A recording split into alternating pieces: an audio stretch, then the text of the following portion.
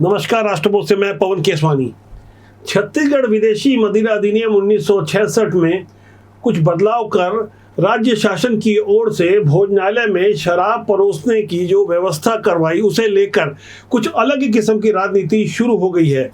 इसे लेकर राज्य सरकार की ओर से कोई मनपसंद ऐप को लॉन्च करने की बात सामने आई है। इस बारे में पुराने मुख्यमंत्री भूपेश बघेल ने लगातार ट्वीट करते हुए सरकार को घेरने की कोशिश की। इस दौरान उन्होंने भारतीय जनता पार्टी के मुख्य प्रवक्ता और पूर्व मंत्री अजय चंद्राकर का एक एडिटेड वीडियो पोस्ट कर दिया। भूपेश बघेल ने जो वीडियो पोस्ट किया उसमें अजय चंद्राकर ये कहते सुनाई दे रहे हैं, अब नकली नहीं बल्कि बढ़िया बढ़िया ब्रांड की असली शराब मिलेगी। इसे लेकर भूपेश बघेल चुटकी लेते रहे, लेकिन अजय चंद्राकर भी कहां रुकने वाले थे। उन्होंने भूपेश बघेल को जो गजब का जवाब दिया उस पर आपको गौर करना चाहिए। बयानों की इस तू तू मैं में टेस्टोस्टेरोन की एंट्री हो गई है। इस बारे में हम समझने की कोशिश करेंगे कि कौन किसकी मर्दानगी परखने की कोशिश कर रहा है। इसे समझने से पहले देखिए सोशल मीडिया में भूपेश बघेल ने जो पोस्ट किया, जो एडिटेड वीडियो डाला, इसे भी गौर से देखिए और ओरिजिनल वाले वीडियो को देखिए कि अजय चंद्राकर ने क्या कुछ कहा और भूपेश बघेल की वो मर्दानगी क्यों चेक करना चाहते हैं। आबकारी विभाग ने शराब प्रेमियों के लिए एक नया ऐप निकाला, मनपसंद करेगा, उससे वह अपनी शराब चुन सकते हैं। बढ़िया बढ़िया नकली माल से लोग बचेंगे, असली माल पिएंगे। विधानसभा समय में लेकिन शराबबंदी का काफी मुद्दा उठा। शराबबंदी कभी हमारा मुद्दा रहा नहीं। ये कांग्रेस का मुद्दा रहा, झूठ मूठ वाला, गंगा जल कसम खाने वाला। ये ऐसी राजनीति बीजेपी नहीं करती। मैं सोचता था कि भूपेश बघेल मर्दों जैसी राजनीति करते हैं, उसमें थोड़ी भी राजनीतिक नैतिकता है तो मेरा पूरा वीडियो अपने फेसबुक पेज में डालें और कांग्रेस के पेज में डलवाएं, ताकि कांग्रेस की करतूत और उनका दृष्टिकोण जनता के सामने जा सके कि शराबबंदी में उन्होंने क्या कहा था। और एक साल के अंदर भूपेश बघेल जी इतने मुद्दा विहीन हो गए कि उनको एडिट वीडियो का सहारा अपनी नेतागिरी चमकाने के लिए लेना पड़ रहा है। चुनौती स्वीकार करें, मर्दों जैसी राजनीति करें, और नहीं तो जाके फिर टेस्टेरॉन टेस्ट कराएं, मर्द है कि नहीं है इसको देखें। अक्सर अपने बयानों के कारण चर्चा में रहने वाले नहीं बनाए गए पुराने मंत्री अजय चंद्राकर ने टेस्टोस्टेरोन के बारे में कुछ बातें क्या कही। इंटरनेट के युग में लोग गूगल में जाकर सर्च करने लगे और समझने लगे कि आखिर पुराने स्वास्थ्य मंत्री ने स्वास्थ्य संबंधी ये क्या बातें कह दी। दरअसल टेस्टोस्टेरोन एक हार्मोन होता है जो पुरुषों के शरीर के विकास के लिए बहुत जरूरी होता है। टेस्टोस्टेरोन की वजह से ही पुरुषों की आवाज, चेहरे की बनावट और शरीर के बाल बनते हैं। आमतौर पर 30 साल की उम्र तक ही शरीर में टेस्टोस्टेरोन हार्मोन बनता है, लेकिन उम्र बढ़ने के साथ साथ ये हार्मोन कम होते जाता है, जिसके बारे में अजय चंद्राकर भूपेश बघेल पर हमला करते हुए कह रहे थे कि अपना टेस्टोस्टेरोन चेक करवा लें। राजनीति हो या इस तरह का कोई भी सार्वजनिक जीवन, भाषा की मर्यादा का अपना विशेष महत्व होता है। खासकर हमारे राजनेता क्या कह रहे हैं, जनता उस पर गौर करती है, किन शब्दों का इस्तेमाल कर रहे हैं, एक एक शब्द पर गौर किया जाता है। लेकिन यह गौर करने वाली बात यह है कि अर्ध सत्य यानी अधूरा सत्य इस तरह से प्रस्तुत किया जाता है जो सच की तरह लगता है लेकिन वास्तव में होता नहीं है। भूपेश बघेल ने इसकी शुरुआत की थी, एडिटेड वीडियो डाला, उसके बाद अजय चंद्राकर ने जो कुछ भी कहा, उनका इशारा किस तरफ था वो आप भली प्रकार समझ रहे होंगे। लेकिन हमें यहाँ यह भी गौर करना होगा कि जिन कारणों से भूपेश बघेल ने यह अधूरा सत्य परोसा, उसकी पृष्ठभूमि क्या है। तो वहाँ गौर करने वाली बात यह है कि भूपेश बघेल जब 5 साल तक मुख्यमंत्री थे तब जमकर शराब घोटाला हुआ। जो जांच में पता चला वो करीब 2,500 करोड़ का घोटाला था।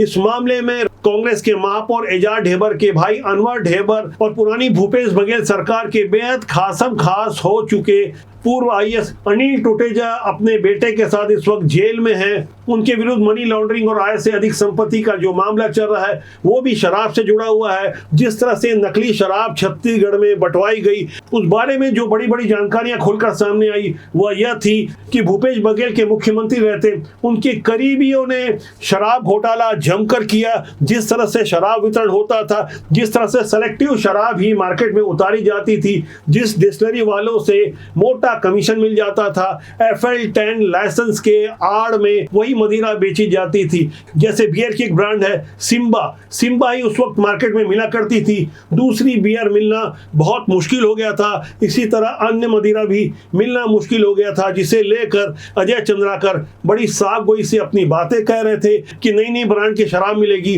नकली नहीं मिलेगी। जब उन्होंने नकली शब्द का इस्तेमाल किया तब उस पर कम गौर किया गया होगा, लेकिन जैसे ही वो नई नई ब्रांड की शराब की बात कर रहे थे तो ध्यान इस तरफ जाता है कि क्या अजय चंद्राकर शराब की मार्केटिंग कर रहे हैं या शराब को बढ़ावा दे रहे हैं। लेकिन शराब के मामले में छत्तीसगढ़ की मौजूदा सरकार की यह खुली नीति है कि छत्तीसगढ़ में फिलहाल शराबबंदी नहीं हो रही है। लेकिन गौर करने वाली बात यह भी है, भूपेश बघेल सरकार के ऊपर यह जिम्मेदारी थी कि वो शराबबंदी करे, क्योंकि 2018 के विधानसभा चुनाव के दौरान उनके नेताओं के द्वारा बाकायदा प्रेस कॉन्फ्रेंस लेकर हाथ में गंगा जल लेकर जो कस्में खाई गई थी, कांग्रेस का घोषणा पत्र सामने रखा गया था, उसमें शराबबंदी का मुद्दा साफ तौर पर लिखा हुआ था।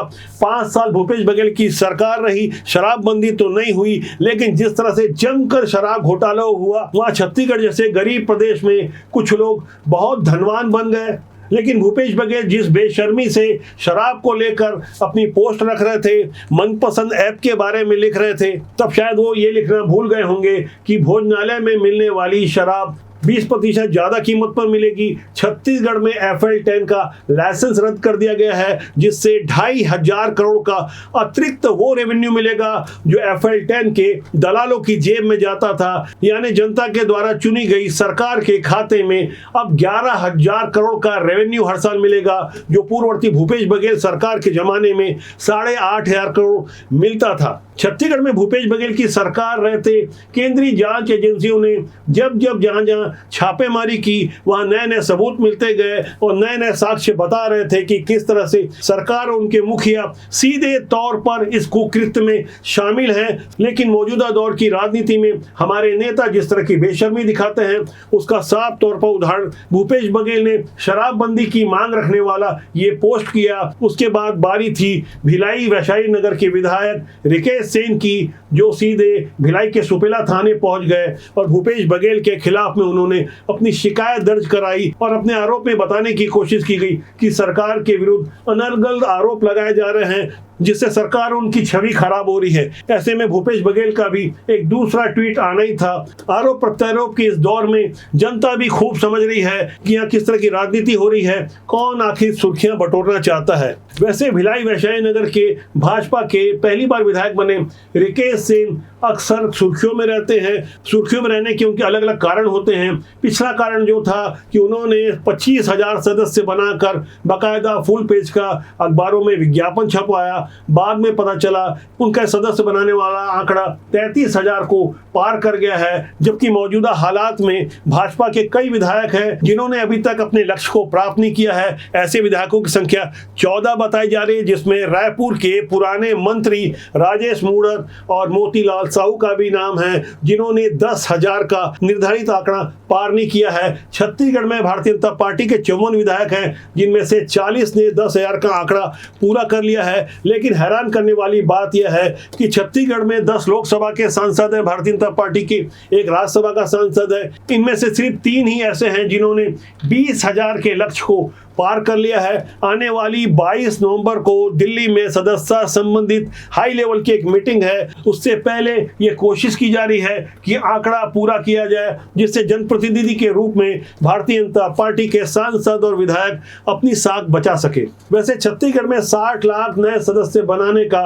एक चुनौतीपूर्ण टास्क दिया गया था। लगता तो यह है कि 60 लाख की सदस्यता संख्या प्राप्त कर ली जाएगी, लेकिन विधायक और सांसदों से अपेक्षाएं कुछ ज्यादा ही रखी गई। यहाँ यह भी गौर करने वाली बात है कि इन सदस्यों के बाद बारी आएगी नए निर्वाचन की, नए पदाधिकारी बनाने की। राष्ट्रीय अध्यक्ष के तौर पर JP नड्डा का कार्यकाल पहले ही समाप्त हो चुका है, लेकिन वो केंद्रीय मंत्री बने रहने के बावजूद राष्ट्रीय अध्यक्ष का कार्यभार संभाल रहे हैं। बदलाव की इस कड़ी में संभावना व्यक्त की जा रही है कि छत्तीसगढ़ में भी बदलाव होंगे, पदाधिकारी बदले जाएंगे, किस स्तर पर होंगे, क्या कुछ चल रहा है, इस पर अंदर खाने की हमारे पास ढेर सारी जानकारियां सामने सामने आ रही है, लेकिन हम पुष्ट जानकारियों की प्रतीक्षा कर रहे हैं। लेकिन इतना तय है कि बदलाव तो होगा, निश्चित रूप से होगा, न केवल पदाधिकारियों का बल्कि मंत्रिमंडल में भी होगा।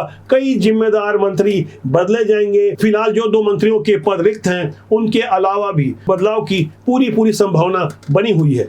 छत्तीसगढ़ की राजनीति के बाद अब बात उस मुद्दे की जिसका सीधा सरोकार आपसे और हमसे है। वो मुद्दा है वक्फ बोर्ड कानून में संशोधन का, जिसे लेकर एक जेपीसी कमेटी बनाई गई है। इस कमेटी में तमाम दलों के सांसद मौजूद हैं। मुस्लिम तुष्टीकरण की राजनीति करने वाले असदुद्दीन ओवैसी सहित तमाम ऐसे नेता जो सिर्फ और सिर्फ मुस्लिम तुष्टीकरण की राजनीति करते हैं। इनके बयानों पर हमें गौर करना चाहिए कि आखिर वो देश को देना क्या चाहते हैं और वो किस तरह से देश की जनता को भड़का रहे हैं। खासकर गरीब और जरूरतमंद मुसलमानों को वो भड़काने की कोशिश कर रहे हैं। गलत जानकारी के माध्यम से उनके बयान किस तरह से गैर जिम्मेदार हैं, साफ तौर पर भड़काने की कोशिश करने वाले ऐसे बयानों पर हमें गौर करना चाहिए। अगर खुदा ना खास्ता लाखों बार वो बिल कानून बनेगा तो फिर हमारी मस्जिदें छीन ली जाएंगी, दरगाहें छीन ली जाएंगी, कब्रिस्तान को खत्म कर दिया जाएगा, ईदगाहें नहीं बरकरार रहेंगी। इन भड़काऊ भाईजान के बाद मोहम्मद आदिब जो पूर्व राज्यसभा के सांसद हैं, वो तो बता रहे हैं कि हमारे पूर्वजों ने पाकिस्तान जाकर एहसान किया, वरना लाहौर की जगह हम लखनऊ तक कब्जा कर लेते। उस वक्त हम सब मुसलमान जिना के साथ जाते, यह एहसान तो हमारा हुकूमत को मानना चाहिए, तो फिर पाकिस्तान लाहौर तक नहीं लखनऊ तक बनता। सड़कों पर आएंगे तो तुम्हारी रूह कांप जाएगी। सड़कों पर आने वाले ऐसे बयान को सुनने के बाद हो सकता है आपको बहुत गुस्सा आ रहा होगा, लेकिन अभी आपको अपना गुस्सा संभाल के रखना होगा। देश की सबसे पुरानी पार्टी होने का दम भरने वाली कांग्रेस के राष्ट्रीय अध्यक्ष मल्लिकार्जुन खड़गे बता रहे थे कि कौन उनके घर में आग लगा दिया। उसके बाद योगी आदित्यनाथ ने जो पलटवार किया और बताने की कोशिश की कि हैदराबाद के निजाम ने किस तरह से दलितों के विरुद्ध अत्याचार किया। वो घर जला दिया गया एक जमाने में, वो क्यों जलाया मैं नहीं बोलता, लेकिन जल गया, सब लोग मर गए। आपको गुस्सा करना है तो निजाम पर करिए, हैदराबाद के निजाम को, जिस हैदराबाद के निजाम के रजाकारों ने आपके गांव को जलाया था,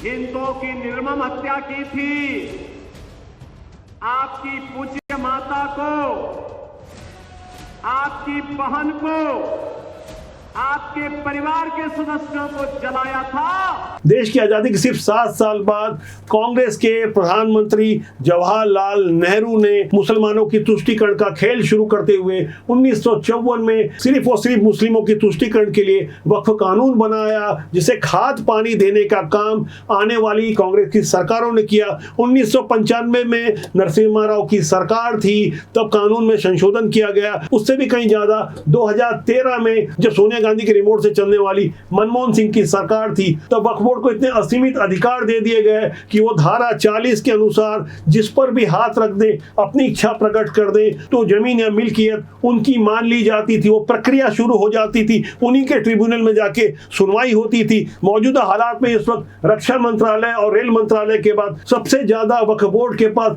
जमीन और संपत्तियां हैं, जिसे लेकर ज्वाइंट पार्लियामेंट कमेटी संसद के समक्ष अपनी रिपोर्ट रखेगी। रिपोर्ट तैयार करने से पहले ग्राउंड पर जाकर जांच की जा रही है, समझने की कोशिश की जा रही है कि आखिर देश को किस तरह से लूटा गया वक्फ बोर्ड के माध्यम से। लेकिन इस बीच जो गहरी बात सामने आ रही है वो बात है शिया सुन्नी जैसे विवाद को लेकर। मौलाना कौकूब मुस्तफा जो राष्ट्रीय अध्यक्ष हैं उलेमा फाउंडेशन के, इनके एक शब्दों को आपको गौर करना चाहिए, जो कह रहे थे जिन्होंने लूटा है उन्हीं से वसूला जाए। वक्फ के नाम पर देश में खूब लूटमार हुई है। जब से 1954 से वक्फ एक्ट बना है और उस 1995 तक और 2024 तक औकाफ को बर्बाद किया गया है। अगर बर्बाद नहीं हुए हैं, लूटे नहीं गए हैं, तो हर वक्फ बोर्ड से 15 दिन के अंदर रिपोर्ट मंगाई जाए कि वक्फ बोर्ड में रजिस्टर्ड औकाफ की तादाद कितनी है और कितना टैक्स आता है और कितने जिंदा हैं, कितने मुर्दा हैं। जब ये सवाल पैदा होता है तो जो वक्फ के ऊपर काबिज हैं वो अधिकारी की शक्ल में हो, वक्फ बोर्ड के मेंबर की शक्ल में हो या चेयरमैन की शक्ल में हो, उनके पेट में दर्द होने लगता है। वक्फ प्रॉपर्टी किसी का जाती माल नहीं होती है। मुतवल्ली और चेयरमैन को सिर्फ इतना हक हासिल है कि वो उसकी हिफाजत करे, लेकिन वक्फ बोर्ड की जितनी भी प्रॉपर्टी है, जब वाकिफ ने वक्फ कर दी तो वो भारत की होती है, भारतवासियों की होती है, मानवता के लिए होती है, जिस काम के लिए की गई है उसके लिए होती है। आज मेरी भारत सरकार से गुजारिश है कि जल्दी से जल्दी वक्फ संशोधन बिल 2024 पास किया जाए और जिन लोगों ने वक्फ की जायदादों को बर्बाद किया है, खाया है, लूटा है, उनके खिलाफ तत्काल FIR दर्ज करके उनको सख्त से सख्त सजा दिलाई जाए। यदि हम आज नहीं जागे तो आने वाला कल हमें माफ नहीं करेगा। देश में बटेंगे तो कटेंगे वाला नारा खूब चल रहा है। आखिर देश की जनता ने इस नारे को हाथों हाथ क्यों लिया? एक नारा किस तरह से गेम चेंजर साबित हो सकता है। हरियाणा में भारतीय जनता पार्टी को इसी नारे ने जीत दिलाई थी। अब बारी महाराष्ट्र और झारखंड की है, जहां यह नारा खूब चल रहा है। लोग समझने की कोशिश कर रहे हैं कि आखिर किसने बांटा और यदि हम बटे तो किस तरह से कटेंगे। वैसे तो ये नारा योगी आदित्यनाथ ने दिया था, यूपी के मुख्यमंत्री हैं, जिसे लोग भविष्य के प्रधानमंत्री के रूप में देख रहे हैं। महंत हैं, केसरिया वस्त्र धारण करते हैं, लोग उनकी बातों को यकीन भी करते हैं और यकीन करने की एक बड़ी वजह भी है। उन्होंने उत्तर प्रदेश को दिया ही कुछ ऐसा है जो लोग उन पर यकीन कर रहे हैं। जरूरत भी इस बात की है कि हमें यकीन किए जाने वाले नेताओं को आगे लाना चाहिए, यानी साफ सुथरे लोगों को राजनीति में आना चाहिए। हमारा मानना है कि राजनीति बुरी नहीं होती, उसमें काम करने वाले लोग अच्छे या बुरे होते हैं, इसलिए अच्छे लोगों को राजनीति में आना चाहिए जिससे देश और समाज का भला हो सके। आज के लिए इतना ही। मेरा आपसे आग्रह है कि चैनल को देखें, लाइक करें, शेयर करें, सब्सक्राइब जरूर करें, जिससे आपको और हमारा साथ ज्यादा लंबे समय तक मजबूती से बना रहे। नमस्कार।